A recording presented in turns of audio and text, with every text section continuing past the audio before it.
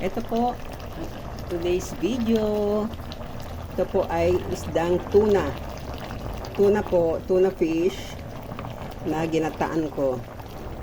So, inano ko muna siya, parang pinaksi ko muna siya ng suka. Nilagyan ko luya, sibuyas, bawang, ganon.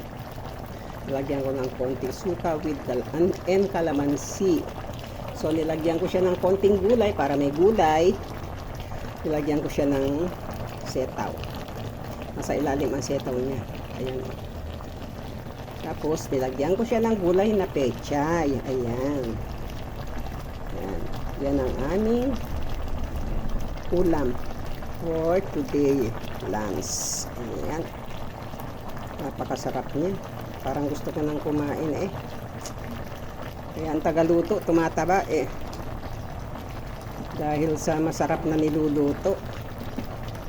Ayan, napakasarap guys. Ayan. Ayan.